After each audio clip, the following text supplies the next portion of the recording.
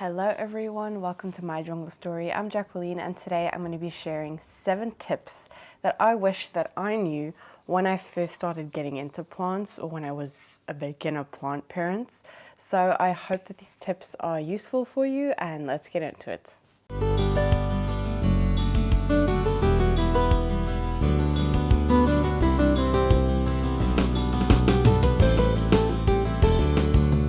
First off, I just want to say that I am not an expert. This is just me speaking from my own experience. These are 7 tips that I myself did not do in the beginning, and I wish I did because it would have made the journey so much smoother and so much easier.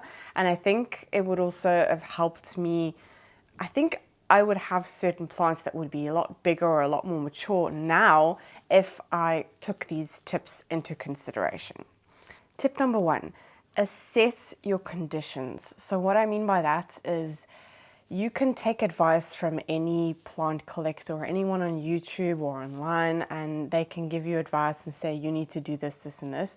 But if you've not assessed the conditions that you are able to give to a plant within your home environment, your plant is not going to, you're going to find bumps along the way. You need to first assess your conditions and see, for example, have a look what the orientation is. Do you have a south-facing window, north-facing? Do you have, where are you in the world? Like, for example, if you're in the southern hemisphere, it's the opposite. And yeah, just things like that, you need to keep that into consideration. And if you, for example, have a wish list and you have a couple of plants on there that are not going to thrive in your home condition, you are going to have a little bit of a setback, and it is going to be difficult to keep those plants happy. So if you know the conditions that you are able to provide a plant, you're going to thrive. It's going to make it so much easier for you if you know that, oh, I have a south-facing window. Great, I can put these plants in front of there. For example, I have struggled for years with Hoyas, and I only recently, in the last 6 months maybe, have put my Hoyas on my south-facing window, and they have been thriving and absolutely loving it. I only recently did a Hoya repot, and those plants, I upsized them from a teeny tiny pot to quite a big pot straight away, and I was a little bit worried that they were gonna suffer. And I put them on my south-facing window, and I can already see roots on the outside of the pot. And yeah, that's really surprised me. So I know what type of conditions that I have in my home, and I've been living here for 5 years, and I never thought to put my Hoyas on my windowsill because it gets very, very hot here. I do have to water them a lot, there is that. But like cacti or succulents, I know that they're going to be super happy here. And all of a sudden, someone who's never had the best of luck when it comes to Hoya or succulents or cacti, they are thriving on my south-facing window and they're just loving it. So if you know the type of conditions that you have, and also doing a little bit more research on your plants is going to help you within that aspect of knowing what type of conditions that they do need. But yeah, that just is something that really, really helped me. For example, if you go to a garden center and you want an alocasia, but you get a lot of sun in your apartment or your home or whatever, it's not gonna, you can acclimate them to it, but it is gonna be a little bit more difficult. There are, for example, I have a alocasia regal shield on my south-facing window here, and it's acclimated fine. It's one of the easier alocasias, so I think that might be the reason. But it just loves life here. And also, I mustn't forget that we have not had the best of weather. It's been very, very cloudy, very rainy. So we've not had the typical, we're already the beginning of June, and yeah, it's very sad. It's very, very sad. So again, going back to your conditions, I have moved some plants around because of the weather, because it's been so grey and rainy and we've not had a lot of sun. So I have had to move some plants to different positions to be able to give them the light that they need. So yeah, assess your conditions, really, really important. Do that before you go to the garden center and buy your plants. Tip number 2 is do not fuss over your plants. So when you're a beginner plant parents, you want to fuss over your plant. You want to give them that extra care. You want to do all the fun things. But if you fuss over them too much, they might not necessarily appreciate that. There are some plants that love the extra attention, and there are some plants that will just have a little bit more of a hard time adjusting to your environment. So when you go to the garden center and you buy your new plants and you bring them home, give them the conditions that they need, and you fuss over them too much, like you move them around too much, or you give them too much water, or all of these things, you basically become like a helicopter parent, and your plants are not going to appreciate that as much. Plants like to be, they need time to adjust to their new spot. They need time to thrive. If you're constantly hovering over them and giving them too much attention, they're just going to be a little bit slower and not actually give you what you want them to give you, because you're constantly going to be fussing over them and looking at them and thinking, why is it not doing this and why is it not doing that? But just give it time, let them be. They are organisms, they are living things. So don't fuss over them too much. I know it's really hard, but if you give them everything that they need, that specific plant, if you give them all the conditions and you do all the right things, they will thank you in the long run. You will see that. You don't need to helicopter over them. Tip number 3, this one makes me laugh because this is not a tip that I always follow. And that is because I'm still quite guilty of that, I've got to be honest, is do not buy a lot of plants. So I want to speak because this year we are more than halfway through the year and I have bought a lot of plants this year. But that is mainly due to I feel like I've discovered this side of the room. I never used to put plants on my windowsill because I hated my windowsill. Like, it's a really old, grey, ugly looking thing. And I don't know what it was. I think it was with a Hoya that I was just like, you know what? If I'm gonna put her on this windowsill. If she doesn't like it, she's going in the bin. I can't. She was driving me. Yeah, it was my Polynera. That's right. And I put her there, and oh my word, she just started thriving. And that just got me really excited because then I started researching plants that love the sun, just love like a south-facing window. And oh my word, I went overboard. I had a period where I got obsessed with acclimating plants. So getting the plants that are on this, I have like a table thing here right in front of the south-facing window. I have 2 alocasias on there and I have an anthurium on there. And those are 2 that could like burn in the sun, but I do have one of these privacy screens on my front window, and I think that was the key, that it doesn't get direct blaring south-facing sun. So I think that's why they do so great and why they love it so much. Anyway, I'm going off topic. Yeah, I went overboard. No, it's still relatable because I started buying plants that really love the sun, and that's how I kind of accumulated. Most of the plants actually on my windowsill are all new. No, not all of them. Not all of them. Most of them are. I would say about 85%, is all new plants.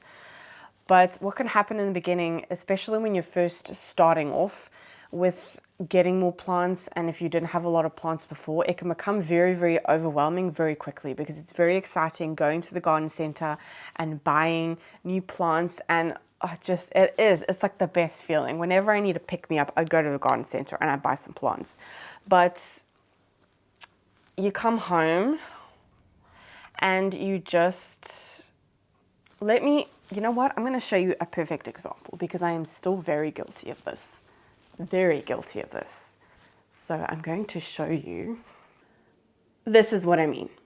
Like, there is just, you can't see the surface of my island. It's just, there are so many plants on here. These are not all new plants, okay? There's maybe like 2 new plants on the island. But this is what happens when I'm watering. It just all accumulates, and I can't see my kitchen island. It's full. Yeah, perfect example. That is very, very overwhelming for me. It's just, I mean, I love it. It's a bit of like a jungly vibe. But whenever I want to do something on the kitchen island, it is a move. I have to put plants on other pot. It's too much. And I do have a lot of plants at the moment. I don't want to say I have too many plants, because any plant that I do buy now are plants that I have thought about, and plants that are in the back of my head of like, oh, I do really, really want that. Yeah, it becomes very, very overwhelming, and it's really fun to buy new plants, but it is just, I don't even know how to word this because I'm guilty of it myself. All I can say is that it can become very overwhelming, especially in the beginning, if you get so many plants. Just enjoy the plants that you have.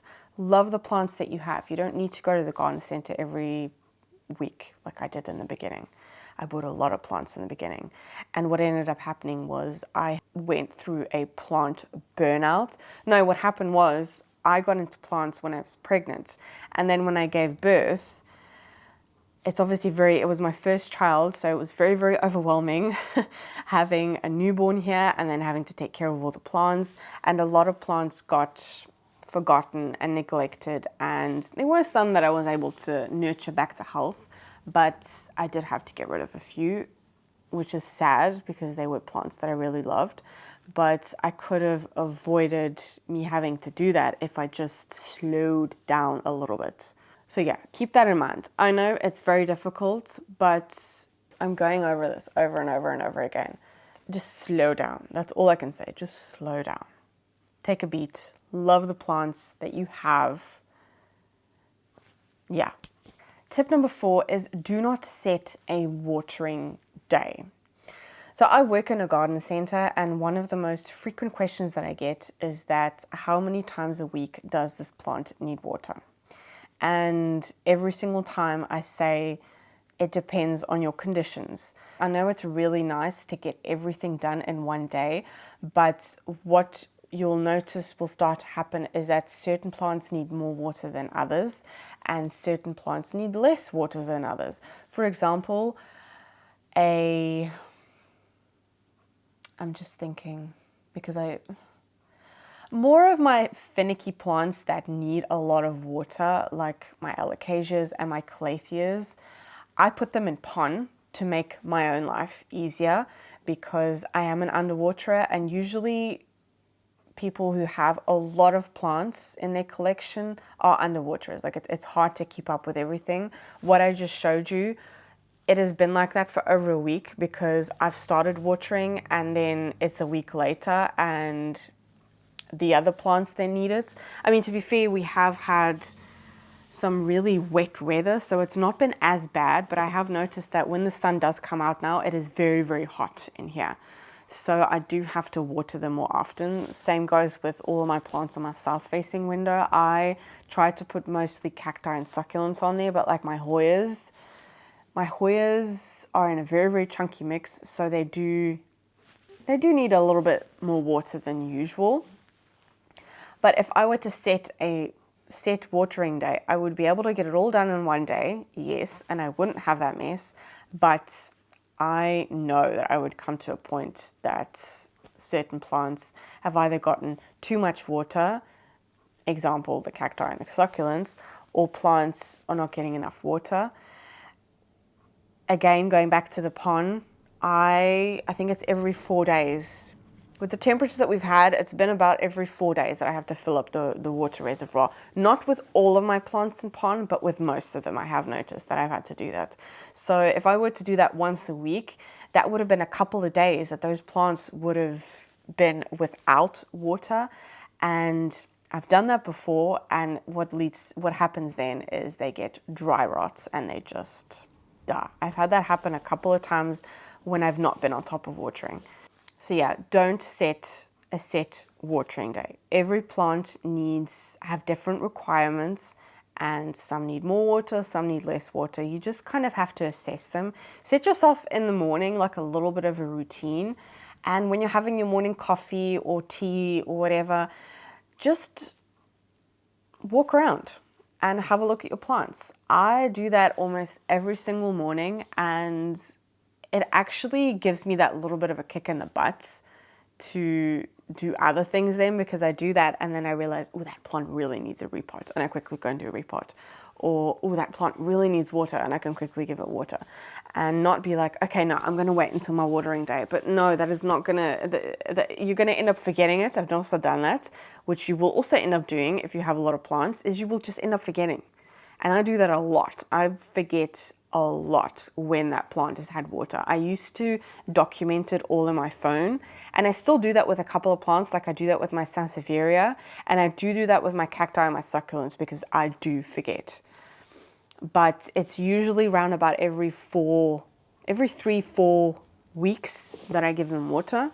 If I were not to do that, then I would definitely forget that. So there are certain plants that I do that with, but yeah, it just makes, there might be another little inside tip going on to don't have a set watering day, is if you have certain plants that you don't remember if you watered them, put it in your calendar. Like I just put like a little plant emoji, and then I just put the name of the plant, like Sansevieria or a cacti or succulents or whatever. I don't put like the specific, I just do the specific genus, and that might make it easier for you. And it's also a lot more, I find it a lot more enjoyable than if I have a set watering day. I end up forgetting a lot of plants and not appreciating a lot of plants, and you end up losing sight of like growth, especially now that things are really, they're just thriving at the moment. And if I go around and I do that routine every single morning, you see how the plant is growing, and you just see a lot of like little updates along the way more, instead of just looking at them once a week. Tip number 5 is yellow leaves. Are they normal? So the odd yellow leaf here and there is completely normal. If you have a plant, I'm going to think of an example, a scindapsus. A scindapsus will every now and then have a yellow leaf. It is perfectly normal. It's usually like one of the leaves right at the top that it will do. If you notice that there's more than one leaf, and it's happening a lot more often, and you just see a lot more than the one or two odd one here and there, then you do need to have a look at your plant and assess your plant. There are cases where yellow leaves could be a sign of something, but again, going on to the previous tip, if you go around every morning and you check on your plants, you will notice things a lot more. You'll see if there's pests. You'll see if it needs water. An odd yellow leaf here and there is perfectly normal. Like there's absolutely nothing wrong with that. Leaves do not live forever. It's just a cycle of life. For example, so if you have an alocasia that keeps onto three, 4 leaves, and then it always kills one off, that is actually pretty normal for an alocasia. They go through a cycle. I mean, some alocasias can hold on to many leaves. It usually comes down to like the nutrient requirements that they need. But if the oldest leaf dies off, I honestly wouldn't worry about that. If you see that there's something on that leaf, then I would check the rest of your plant.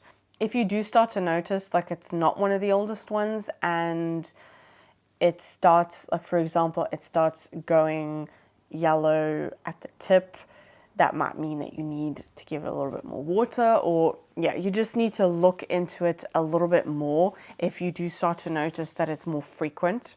But the odd yellow leaf here and there, do not panic.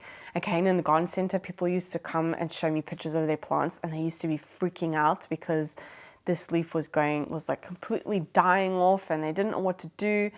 But usually I would ask them like what their routine is with their plants, and most of the times, I mean, when they show me the picture and I can see, okay, it's pests, then I know straight away. But if it's like the last leaf and you see it's just the one leaf, It's honestly, it's quite funny when they come to me and they panic about it, and it is really sweet because it just shows, like, you know, people do really care about their plants, especially like people who are just starting off and they.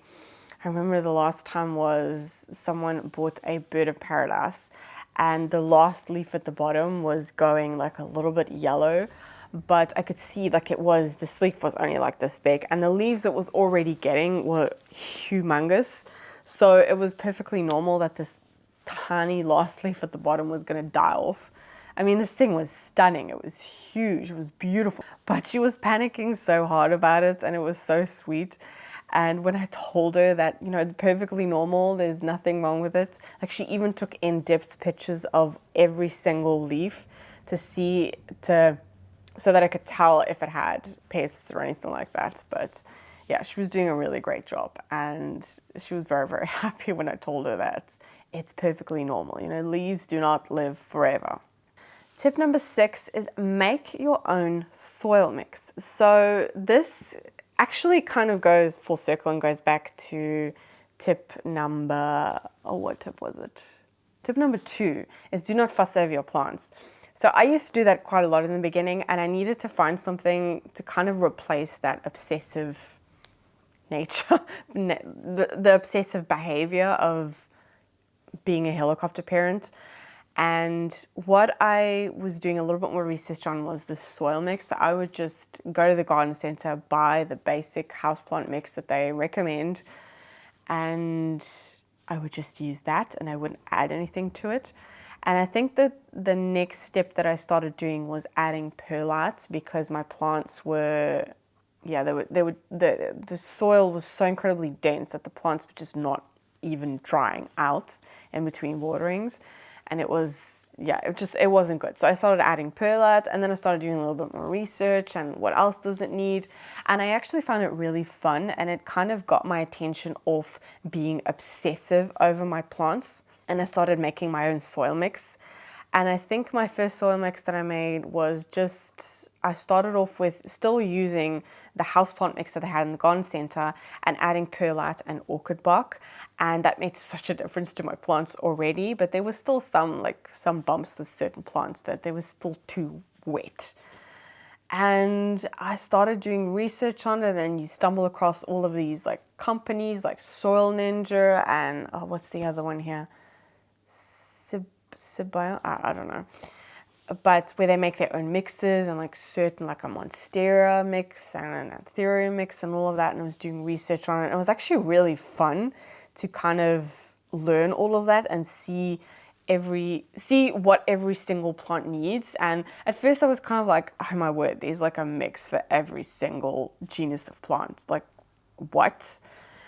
And I did find that really overwhelming, but when it comes down to it and you just do a little bit extra, which was that perlite or that orchid bark, it does make the difference in the world, and it drew the attention away. And it was actually really fun. It was really fun to make my own soil mix. I didn't actually think that I would like it because I was a little bit worried that it was going to cost me a lot of money, but it actually didn't, because before it was just buying the one bag, and now you've got to buy 3 bags. But the amounts that you went through, it kind of came out to the same. It didn't really make much of a difference. And when you see the difference in your plants, well, that just makes it all worth it. And that just still makes me feel like an obsessive plant parent, but it just made me feel that little bit better. And it gave my plants the chance to breathe without me breathing over them. So yeah, make your own soil mix, experiment, see what works, do a little bit of research on the plants that you have. And it's fun. It's really fun. I wish someone told me that right in the beginning, because I found it really enjoyable. And it also helped me figure out some of the more drama queens of the plants. For example, alocasias and calatheas. Pon has made the world of difference for me, and I actually also want to try and make my own pon. yeah, it's just things like that that make it fun, that make it enjoyable, kind of spruce it up a little bit instead of going to the garden center and buying new plants every single time you get that itch. Make a new soil mix, do something different, or make a trellis, or just do something different. But making your own soil mix is something that I wish that I would have done from the beginning, because it would have saved a lot of plants, if I'm being honest. Tip number 7, the last tip, is fertilizing is so important. Going back to clients that come to me in the garden center and ask me, what is wrong with my plant?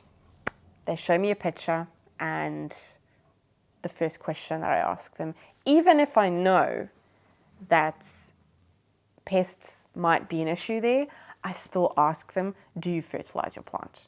If you don't fertilize your plant, you are making your plant weaker. You are essentially slowly, I don't want to say slowly killing your plant, but you kind of are, because we need food. So do plants. If they don't have food, they're just going to slowly go downhill. A lot slower than a human being. But anyway, it is so incredibly important to fertilize. Again, like I've said, all of these tips are things that I didn't do, and I noticed my collection was just not giving me the growth that I wanted. It just wasn't thriving. When my alocasia's leaves were getting smaller, it was getting bigger. It was just, it's my plants were just not looking very great. And eventually, after a couple of months of starting off, I remember I was in my last trimester, my plants were just looking so sad and so scrangly and leggy, and they were just looking very, very sad. And I wasn't fertilizing them enough. I use a very diluted form of the fertilizers that I buy. I don't have actually a set fertilizer at the moment, because every single time I want to order the one that I love, they never have it in stock. So I go through different fertilizers all the time. And what they always recommend on the back of the bottle, I always dilute that, because I have experienced fertilizer burn before, and it's kind of traumatized me a little bit, because it takes a long time for your plant to recuperate from that. So I always use a diluted form, and because of that, I do need to fertilize every single time I water. And I do sometimes create, in that sense, a little bit of an issue for myself, because like now, I, in this last week, have brought a lot of plants outside and just hosed them down to get the dust of them. I mean, they love that. What happens then is you don't actually fertilize your plant. You're just spraying them. So I don't do it as often as I used to. I used to put my plants in the shower all the time and hose them down. But the result of that was I wasn't giving them fertilizer, and they were suffering for it. And they were becoming very nutrient deficient. And then I panicked, and I started giving them fertilizer, and I was giving them the full dose, what they say on the back of the bottle. And you end up with plants who have fertilizer burn, and it can happen pretty quickly. And like I said, it takes a while for them to recuperate from that. And again, going back to the clients in the garden center, it's the first thing that I ask, and 99% of the time they ask me, oh no, what fertilizer do I need to use? And it's just, whenever I sell a plant, or whenever a client comes to me about a certain spot or whatever, and I recommend this plant and they want to buy it, I always tell them, buy fertilizer. Buy it now. Because if you don't, you will end up forgetting, and you'll be months later and you will start noticing some issues, and you'll start asking why, and you'll be here again and I'll have to ask you, do you use fertilizer? So really, really important. I know that it kind of seems like, well, maybe you're in your journey where that seems like a very tip, but trust me, in the beginning, if you're new here and you've just got a couple of plants in your home and you're getting into it a bit more and you stumble across this video, do not, seriously, just keep up with fertilizing. And if it's easier for you to do it every single time with watering so that you don't actually forget. I do it every single time, and I use a diluted form, not because I feel like it, but just because it helps me remember, because now I know I do not water without fertilizing, because it's become such a habit, and it makes it a lot easier if you do it every single time, because you don't forget then, and you know they've had the nutrients that they need. So yeah, do not underestimate fertilizing. Okay, I've moved over because the sun's coming through and it's like blinding. Okay, that is going to be it for today's video. Those are my 7 tips that I wish that I knew when I first was getting into plants. If this video was helpful at all, and even if you are starting out and there are tips that you yourself can already give and already learned from your own mistakes and thought, oh, I wish I knew that from the beginning, pop a comment down below. And yeah, let's help each other out. I wish that I knew these things. And when I first got into plants, I wasn't really on the YouTube scene. Like, I wasn't researching or anything, or it just wasn't very like a common thing to go and look on YouTube for these types of things. I would mainly just Google it and websites would come up and all that. But I find it so much more helpful listening to someone who's had experience with it give you these tips. And yeah, I'm speaking from my own experience. I'm not an expert. I'm not a botanist or anything, or I'm just speaking from my own experience. And I have a lot of plants in my collection. I have over 200 plants, and I still keep to these. Do I keep to all of them? Yes, I do. The only one that I would say was don't buy too many plants. I do have moments where I'm really, really bad and I just get the urge and the itch and I need to buy plants. But usually what I do then is I think, do I actually need it? I have gotten a lot better. A lot better. My wish list has become a lot smaller than it has done in the past. So pretty proud of that. But yeah, these are just 7 really, really simple tips that will make your life a lot easier. So yeah, that is going to be it for today's video. I hope that you enjoyed it. If you did, please give it a thumbs up. It really supports my channel. If you haven't yet, subscribe to my channel. I upload new videos every single week, and I will see you in the next video. Bye.